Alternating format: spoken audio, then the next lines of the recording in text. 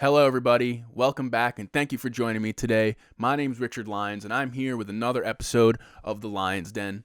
If you like this show, please hit that subscribe button down there, and also go check out our other show, the Memo Podcast, which is mostly about sports and sports news and stuff of that nature. So go on over there, check that out. But we're here on the Lyons Den. We're talking about movies and TV. So what we got on the agenda today? New trailer for the new Wes Anderson movie, The French Dispatch. Going to give my thoughts on that. We have some great news about Disney's new reboot of it's called Shrunk. It's a sequel to Honey, I Shrunk the Kids. We got some great news regarding that.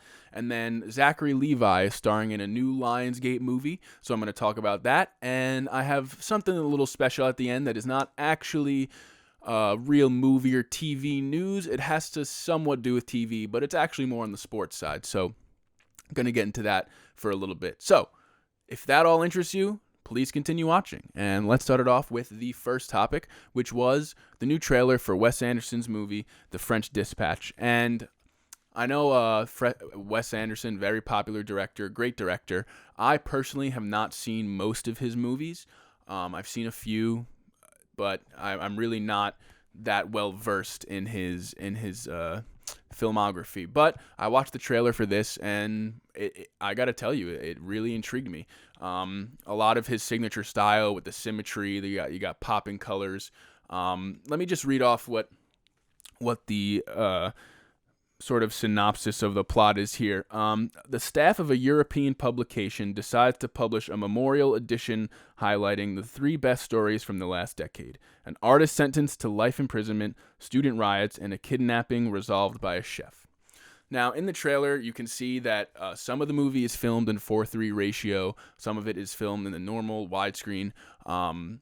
And it sort of switches on throughout the trailer. I don't know if that's supposed to indicate what's real life and what isn't or something like that. But it looked really good, and the cast of the movie is absolutely stacked. Let me just read off who we have in this movie, because I didn't even realize this from watching the trailer, and it's a lot. Timothy Chalamet, Bill Murray, Benicio del Toro, Tilda Swinton, Frances McDormand, Lea Seydoux, Jeffrey Wright, Owen Wilson, Adrian Brody, Saoirse Ronan, Matthew Amalric, Jason Schwartzman, Henry Winkler, Kate Winslet, Willem Dafoe, Elizabeth Moss, Christoph Waltz, Lois Smith, Rupert. I mean, all these people. Look, just all those people I just read off. Like, that is a ridiculously stacked cast. And in the trailers, the cinematography looked great. I love the vibe it was giving off. It was sort of this like surreal vibe. I don't know really how to describe it. You should definitely go watch the trailer for yourself. It looks very interesting. It is now definitely towards the top of my list in movies I want to see this year, because I loved in The Lighthouse how they used the 4:3 ratio. I thought it made for some really interesting frames and shots, and what I saw in the trailer for this movie, it also looked really cool. And obviously with Wes Anderson and the symmetry he tries to portray, it all looked awesome. And now seeing all these actors, I'm really excited for it. So let me know what you thought of the trailer. I'm hoping to read more about this in the future, sort of get a better grasp what it's about. But this trailer did a good job of at least getting me intrigued just by the visuals and stuff and seeing who's in it. So let me know your thoughts on that. And let's move on to the next topic today, which is Disney's Reboot. I don't know if it's considered a reboot, or I'm guessing it's considered a sequel, actually, because they announced today that the movie Shrunk, starring Josh Gad, has officially agreed with Rick Moranis to star in the movie. Now, hold on. I need my glasses. I don't like wearing the glasses while I'm doing the show because the lights reflect off of them and I feel like it looks stupid, but I don't have my contacts and I can't see, so I need to wear them when I'm reading this. So I said he's starring in it, but I don't know if he's starring or is going to have a small role, but Josh Gad is apparently playing the son of Rick Moranis' character from the original Honey, I Shrunk the Kids. And this movie is called Shrunk, and it will be directed by the same director as the original, Joe Johnston. They do not in here have a release date, I believe, but this is great news. Rick Moranis, if you're familiar with him, he's in Honey, I Shrunk the Kids. He was in Little Shop of Horrors, Spaceballs. He's Dark Helmet. He's part of all that, very very big in those 80s culture movies, whatever time period that was. So he hasn't acted in a live action movie since 1994 because he wanted to spend more time raising his kids and his family. He's done some voiceover work, but he's never appeared in a live action film. So he's coming back for this. I don't know how big his role is going to be, but I mean, the original movie is a classic. I used to love watching it as a kid. I love when you go to Disney World, they have that park area for kids, and it's sort of like the tall grass and the giant ant and all that. And I always thought that was really cool. And I have a sort of, nostalgic attachment to that movie. So it's awesome to see him coming back, especially since he hasn't been anything in so long. I hope he's going to start doing more stuff like this and starting to get back into the spotlight, doing more movies. But I mean, I feel like you hear a movie Shrunk coming out, starring Josh Gad, it's a sequel to whatever, Honey, I Shrunk the Kids, and you kind of don't care about it. And it's kind of like, why? It's clearly a cash grab or whatever you want to call it. Disney trying to capitalize on people's nostalgic feelings. But then you hear that Rick Moranis is coming back, and it makes it a whole new thing. It gives you a whole different perspective on it, because you want to see Rick Moranis come back, and you want to see how they can expand upon the old story and see what his role is in the movie, if he's in the movie a lot or a little, or if he has to come help his son in some way. So that's going to be interesting to see. And it's good for Rick Moranis coming back. I love him in Spaceballs. He's hilarious. His dark helmet. He has one of my favorite lines. I am your father's brother's cousin's former roommate. What does that make us? Absolutely nothing. That has always made me crack up as a kid. It's not that funny now, but still funny to me. But yeah, so that's awesome. We're gonna get Rick Moranis back in the new Shrunk Disney movie, which is it's not Disney Plus. I thought it was. It's actually a straight up Disney movie. So gonna be in theaters. So be on the lookout for that. I'm sure we'll get more news about release date, when they'll start filming, a whole bunch of that stuff. And I said before, it's the same director, so, I mean, it looks like it's in good hands here. And, getting the star back of the old one, it looks like it could end up being something pretty good.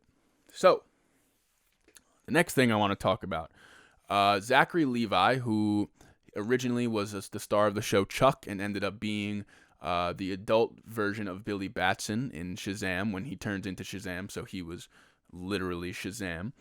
He is starring in a new movie by Lionsgate and I don't know if it's Manville Films, for Undercover is the title of the movie, and it's also starring Cole Sprouse. And that's the reason I wanted to talk about this, because I feel like you never, I know he's in Riverdale, but you never really see the Sprouse twins on the big screen. So I thought that was interesting. And let me read you the little description of the plot they have here. Levi will play Jack, a down-on-his-luck rocker-turned-father who, to make ends meet, secretly joins a group of young musicians in a wedding cover band led by Misfit Ben, played by Cole Sprouse. Things start looking up for this ragtag band, but when Jack's secret gets revealed, he rediscovers what's truly important in life, with teaching Ben to find his own voice as a musical talent.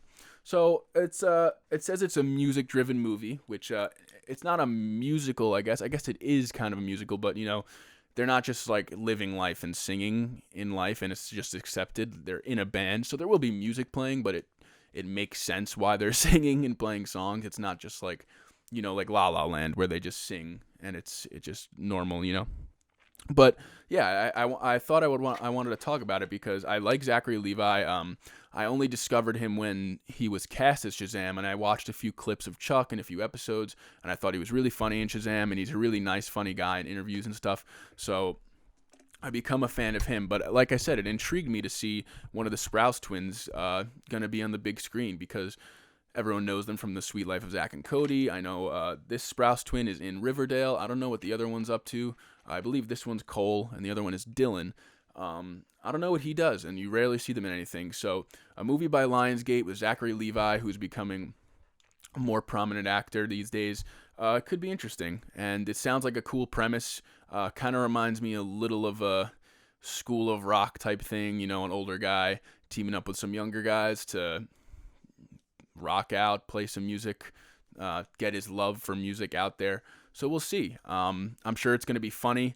It's being directed by, what was his name? Sorry, I just saw it. Something Pink. Steve Pink, who he mostly has TV credits to his name. I was looking at his IMDb, but he also did Hot Tub Time Machine, and the first and the second one. I never saw the second one, but the first one's pretty funny. And he did his like directorial debut was a movie with Jonah Hill. Oh, please, what is it called? I'm sorry. I need to look it up. Steve Pink. Accepted. That came out in 2006. That, on IMDb, at least, is his directorial debut. So, I feel like those movies, Accepted, Hot Tub Time Machine, maybe that gives you sort of a vibe that he's going for here. But I'm not sure. But, yeah, that interested me. We'll see some more stuff in the future. I don't think it said anything about when they start filming or anything like that. So I don't have any news on that. But that was our third topic of the day. I do have one more topic, but this one is not really a movie television topic in terms of like, film, like a TV show. This has to do with the XFL actually. And I saw this on The Wrap. The first XFL game averaged more than 3.1 million viewers across Fox, ABC, and ESPN. The Wrap writes here, the return of the XFL was a successful one in terms of both reception and ratings. The first games excited the social media and football communities. Those of us who analyzed Nielsen numbers also came away pretty impressed. On Saturday, Fox's Houston, Los Angeles, and ABC's DC, Seattle games both averaged 3.3 million total viewers, according to Nielsen. The next day, Fox's Tampa Bay, New York matchup drew 3.4 million viewers, the most of the weekend. Disney's Sunday game, which aired on cable channel ESPN instead of ABC, is what really dragged down the weekend's average with just 2.9 million views.